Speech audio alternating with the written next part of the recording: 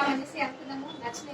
నచ్చి ఓకే ఎంత ఉంది దీనిలో 10 మందికి ప్రమోట్ చేయడంలో తప్పేదని అనిపించింది. సో అలా ప్రమోట్ చేయడం వల్ల 35 రూపీస్ ఫస్ట్ చెక్ వచ్చింది. సో ఇంతే తక్కువ వచ్చింది అనేసి అనిపించింది. కానీ అప్పుడు మాకు అర్థమైంది ఏంటంటే చిన్నప్పటి నుండి మన సూపర్ మార్కెట్ లో కానీ కిరాణా షాప్ లో కానీ చాలా ప్రైస్ అంటే వస్తువులు తీసుకుంటున్నాం. కానీ మనకు అట్లీస్ట్ ఒక 5 రూపీస్ కూడా మనకు బ్యాక్ ఇవ్వరు. సో ఇక్కడ తీసుకుంటే ఈ బెనిఫిట్ వచ్చింది.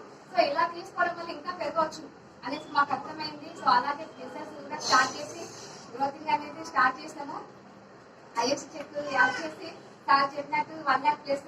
సో వెస్టేజ్ జాయిన్ అవ్వకపోతే నార్మల్ గా తన స్కూల్ నేను ఇల్లు అంతే ఉండే వాళ్ళము. వెస్టేజ్ లో జాయిన్ అయ్యి బిజినెస్ కొంచెం ఎఫర్ట్ పెట్టి కొంచెం కష్టపడి ఇబ్బంది పడి చేస్తాం కాబట్టి మా చేతిలో ఇప్పుడు కార్ ఉంది, 1 lakh ప్లస్ ఉంది. ఇప్పుడు మీ ముందు ఇలా మాట్లాడగలుగుతున్నాం అంతే కదా.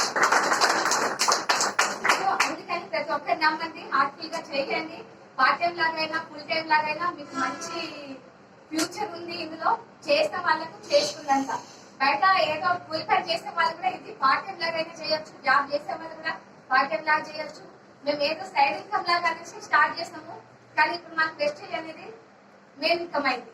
ఎందుకు అంటే మాకు తన గవర్నమెంట్ టీచర్ అని చెప్పాను కదా, తన సాలరీ వచ్చేసి మంత్ లో ఎప్పుడైనా మనకు స్టార్టింగ్ లో అయితే ఫస్ట్ కో సెకండ్ కో పడేది.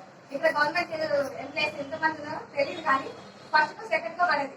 కానీ నాకు పోతూ ఎంతకు వచ్చింది 15 కి 20 కి వచ్చింది. సో ఇప్పుడైతే ఎలక్షన్ మూవ్మెంట్ కాబట్టి అట్లీస్ట్ ఒక 5 కి 10 కి అట్లా పడుతుంది. కానీ 15 కి పడిన సందర్భాలు కూడా ఉంది.